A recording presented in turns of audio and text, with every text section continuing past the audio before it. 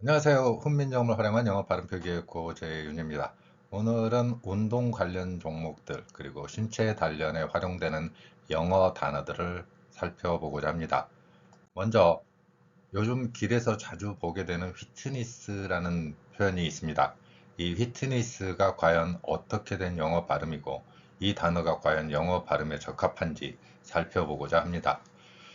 이 단어는 FIT, fit이라고 하죠. 보통 fit이 좋네, 적합하네, 균형이 잘 맞네 이런 표현할 때 사용하는 fit입니다. 거기에 NESS가 붙었고요. NESS가 붙으면 영어에서는 명사형으로 변경됩니다. 따라서 몸에 적합한 운동, 신체 단련 이 정도의 의미를 갖는다고 할 수 있습니다. 그러면 이 발음이 과연 어떻게 해서 휘트니스로 발음되고 있는지 살펴볼 것입니다.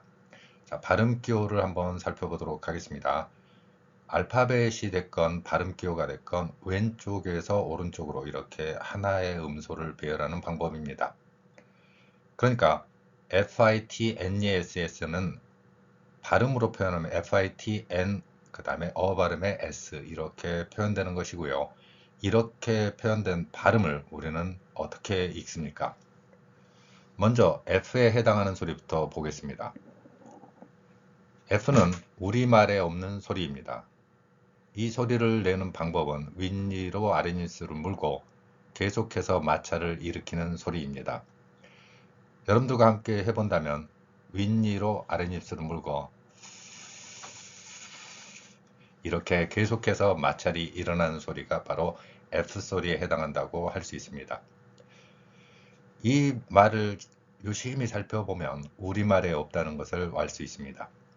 우리말에 없고 일본어에도 없습니다. 우리말에도 없는 F소리, 그리고 일본어에도 없는 F소리. 이 방식을 일본인들은 외래어 표기법에서 F를 히읗으로 정의하고 있습니다. 그러면 F를 히읗으로 정의하고 있고요.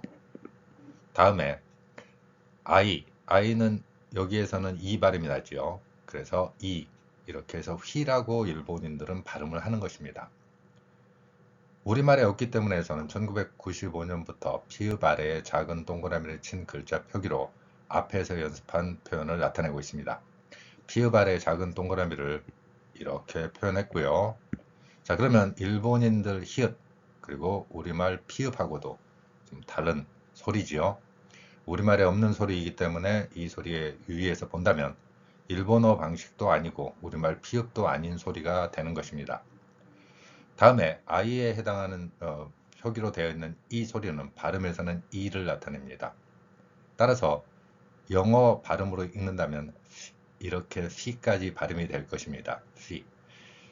그런데 이 발음을 일본인들의 외래어 표기 원칙을 따라서 휘라고 발음하는 것이죠. 자, 여기까지 읽었다면 그 다음에 T는 티읕이라는 음소에 해당됩니다. T는 티읕으로 끝나야 되는데 여기에 을을 붙입니다. 엄밀하게는 일본어 방식의 발음에서는 모음을 붙입니다. 우리는 을을 붙이고요. 모음 중에서 을을 붙이고 일본인들은 아에 이, 오, 우 중에 하나를 대부분 무작위로 변화되면서 발음을 하는 것을 볼 수 있습니다. 그러면 fit 여기까지 발음을 할 수 있고요. 자, 그 다음에 n은 니은으로 우리말이건 영어건 일본어건 똑같습니다. 그래서 니은으로 발음하고요. 이렇게 된다면 여기까지는 문제가 없죠. 자, 니은에 대해서는 문제없는 소리가 되는 것입니다. 다음에 발음 기호로 어라고 표현되는 이 소리입니다. 이 소리가 가장 문제 발음이 되는데 뒤에서 제가 이런 발음에 대해서도 다시 한번 설명드릴 것입니다. 자, 그러면 어라고 표현되는 이 소리가 발음이 된다면 너 이렇게 될 것이고요. 그런데 왜 니냐 이거를 곰곰이 생각해 볼 필요가 있습니다. 제가 다른 동영상이나 강의에서 말씀드리는 것처럼 일본어는 모음이 5개 있습니다. 아, 에, 이, 오, 우. 그러면 어는 없죠. 자, 어 소리를 일본인들은 낼 수가 없습니다. 이럴 경우에 어떻게 하느냐? 아에, 이, 오, 우 중에 하나로 변경시켜서 읽습니다. 대부분은 글자 모양으로 읽는다고 이야기를 하지만 꼭 그런 것만도 아니지요. 좀 무작위로 5개 모음 중에 하나가 선택이 됩니다. 이때 영어 발음으로 하면 너라고 발음되겠지만 이 발음을 못하기 때문에 이로 바꿨고요. 그래서 니가 됐습니다. 그러면 일본어 방식의 발음 원리가 그대로 표현된 것을 볼 수 있죠. 휘트니까지 보면은 일본어에 의해서 F를 히읗으로 하고 티읕 대신에 모음 을을 넣는 방법, 그리고 어를 못하기 때문에 이를 넣게 되는 이러한 방법 원리. 마찬가지로 S를 시옷으로 보는 게 아니라 스로 봅니다. 모음을 넣어서 보는 것이죠. 이 S를 시옷이라는 음소로 보는 게 아니라 자음과 모음이 결합된 새로운 소리의 호흡으로 보는 것입니다. 이렇게 발음하기 때문에 일본어 방식의 영어 발음을 하게 되면 우리는 쓸데없이 긴 소리로 변경되는 것을 볼 수 있죠. 피트니스라는 발음 표기가 일본인들의 영어 발음을 우리의 한글을 활용해서 표현한 것이다. 이렇게 정의할 수 있는 이유이기도 합니다. 자, 히읗으로 표현하는 일본어 방식이 너무 나갔다. 너무 막 나갔네. 이런 느낌을 받았기 때문에 피읍으로 바꿨습니다. 그러면 그 상태가 된다고 하면 일본어 방식에서 바꿨느냐? 아닙니다. 똑같은 일본어 방식의 발음이 그대로 유지되는 것을 볼 수 있습니다. 히읗만 피읍으로 바꿨지만 피트니스. 그리고 이 과정에서 영어의 P와 F가 같은 소리가 돼버리는 이러한 상황이 발생한 것입니다. 그러면 해결책은 무엇인가 하는 것입니다. 바로 이 표기입니다. F에 해당하는 소리는 티읕 아래에 작은 동그라미를 쳐서 나타냈고요. 그 다음에 I로 표현된 저 소리는 이 소리로 표현했습니다. 또한 영어 알파벳과 다르게 음소를 왼쪽에서 오른쪽으로 배열하는 게 아니라 받침이라는 근본 표기. 그래서 sit, sit 이렇게 발음할 수 있는 것입니다. sit. 이 상태에서 발음을 다시 되살려 쓰고요. 그래서 이러한 글자들을 그대로 훈민정음 방식으로 표기 원리를 적용시키면 받침 표기까지 활용해서 fitness, fitness 이렇게 발음할 수 있는 것이죠. 물론 영어 발음에서는 이쪽 발음이 fit 부분이 강하게 발음되고 뒤에 ness는 약하게 발음이 됩니다.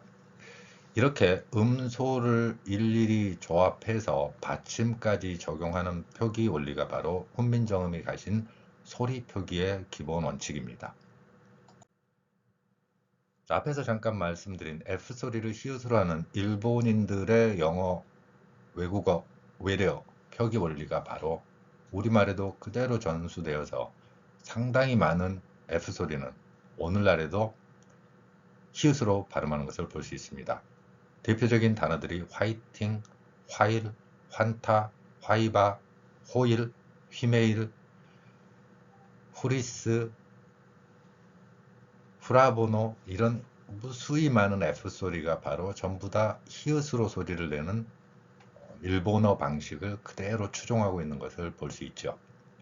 F를 히읗으로 하는 것, 이런 언어 원칙을 적용했기 때문에 우리는 F가 나오면은 일본인들처럼 히읗 소리다 이렇게 인식하는 경우가 생긴 것입니다.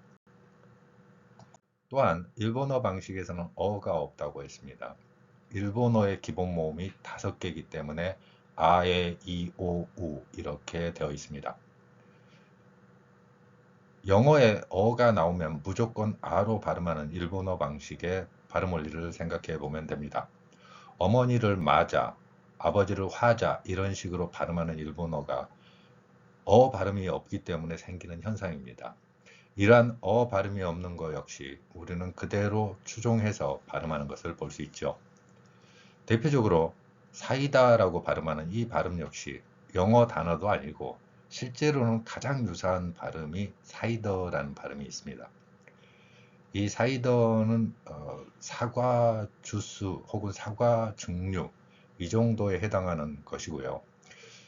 그나마 유사하다는 게 저 단어에서 어원을 찾을 수 있을 걸로 보이는데 우리가 흔히 사이다 사이다 하는 게 영어 단어에서 나오는 그런 발음은 아니고요. 발음이 없기 때문에 사이다 아 발음을 하는 것이지요.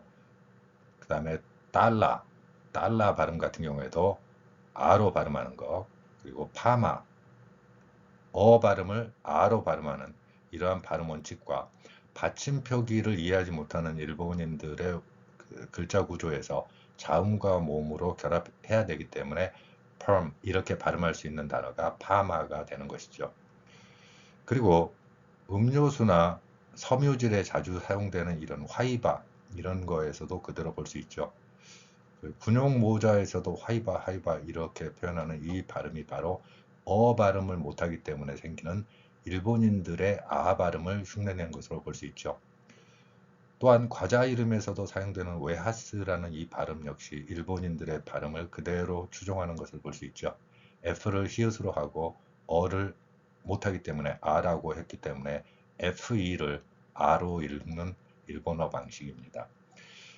이러한 일본인들의 영어 발음을 우리가 추종을 하고 그대로 따라하면서 언뜻 보면은 훈민정음 창제 당시에 글자 표기를 사용하고 있지만 그 안에는 본질적으로 일본인들의 영어 발음을 그대로 현재의 한글 표기로 옮겨 놓은 곳이다. 이렇게 이해할 수 있다는 것입니다.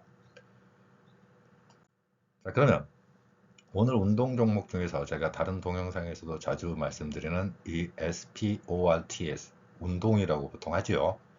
이러한 경우에는 받침표기 원리도 우리가 새롭게 적용해서 나타낼 수 있다는 것입니다. 이 글자를 표현할 때 S는 시옷으로 했고요. S 뒤에 P는 쌍비읍 소리가 납니다. 그러면 O까지 연결해서 발음하면 spur 이렇게 되겠고요. R과 T, S에 해당하는 각각의 소리, 리을, 티읕, 쌍시옷 이렇게 표현해 봤습니다. 그러면 이러한 글자로 여러분들이 소리를 읽는다면 어떻게 될까요? 자, 이렇게 소리 나겠죠. 우선은 spur 여기까지는 같이 발음을 합니다. spur 그리고 마지막 쌍시옷 혹은 시옷으로 생각되는 소리를 흘리듯이 마지막 소리 호흡에서 결정해서 약하게 내는 것이죠. 그러면 spurs 이렇게 발음할 수 있다는 것입니다. 자, 운동 종목에서 이러한 발음이 가능한 것이고요. 이렇게 받침 표기를 활용하고 소리의 호흡에 맞춰서 글자를 나타내면 훈민정음 방식의 글자 표기 원리가 됩니다.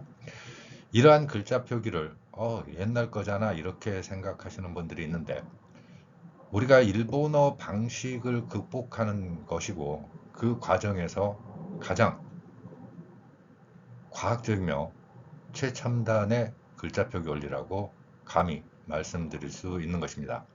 이렇게 글자 표기를 해놓고 나면 훈민정음이 추구했던 세종대왕이 추구했던 훈민정음 표기 원리가 그대로 적용돼서 소리 호흡에 맞춘 글자 표기가 되는 것입니다.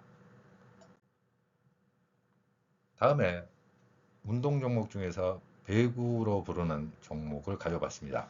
이 배구는 발리볼이라고 합니다. 발리라고 하는데 축구를 먼저 한번 생각해 보시면 축구에서 발리 슛이라는 게 있습니다. 공이 땅에 닿기 전에, 즉 공중에 있을 때 발로 차는 것이죠. 자, 땅에 공이 닿지 않았습니다.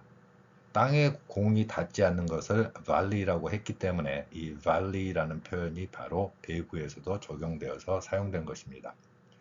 배구는 땅에 닿는 순간 이제 점수를 일으켜야 되는 그런 상황이 발생하는 것입니다.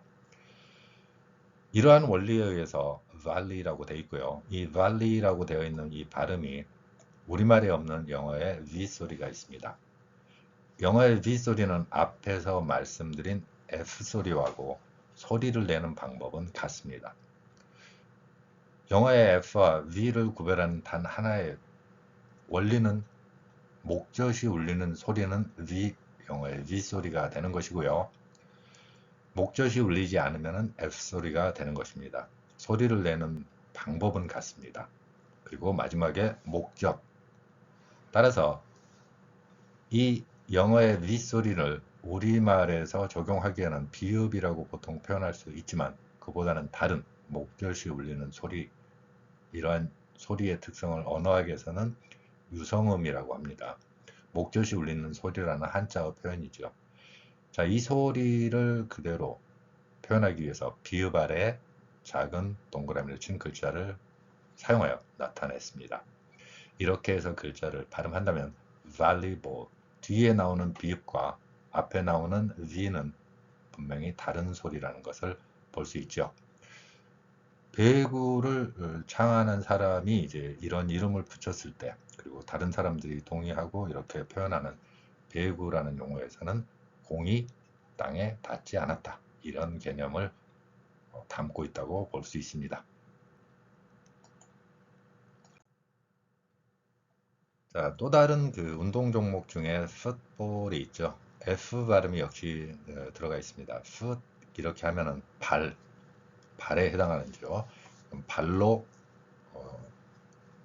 뭔가를 차내거나 아니면은 넘겨주는 이러한 과정. 그래서 발에 중점을 둔 표현이 바로 풋볼이라고 할 수 있습니다. 오늘날에는 미식 축구를 보통 풋볼이라고 우리가 부르고 있고요. 그에 비해서 다음 페이지에서 살펴볼 사커 같은 경우에는 우리나라에서의 축구를 보통 이야기하죠. 그러면 풋볼이라는 단어와 뒤에 사커의 두 개의 단어가 어떻게 다른지는 그 어원상으로 이 사커라는 발음은 어떤 협회, 다음 페이지에서 설명드릴 것입니다. 어떤 그 규칙을 정하는 공을 차던 협회가 있었습니다. 그 협회라는 뜻이 어소시에이션인데, 이 어소시에이션에서 가운데 글자 소시, 이 발음에서 나온 것이라고 추정해 볼 수 있습니다.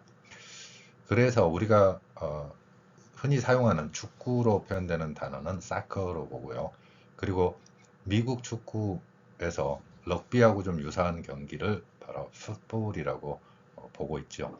자, F 발음은 윗니로 아랫입술을 물고 소리를 내는 것이고요. 이 소리의 기본 원리를 적용해서 피읍 아래에 작은 동그라미를 친 글자 표기로 나타냈습니다. 따라서 이 발음은 풋볼, 이렇게 발음할 수 있죠. 자, 운동 경기 중에서 한국인들에게 가장 많이 사랑을 받는 축구에 대한 이야기입니다. 앞에서 잠깐 말씀드린 어소시에이션, 어떤 축구 규정을 정의하던 협회, 여기에서 유사한 발음, 소시에서 사커라는 단어가 출발했을 것으로 추정을 해보고는 있습니다. 자, 이 발음 같은 경우에는 사커로 발음하고 있고요. R 발음이 한국인들은 흘리듯이 아마 낼 수 있을 것입니다. 그래서 받침으로 리을을 표기했습니다.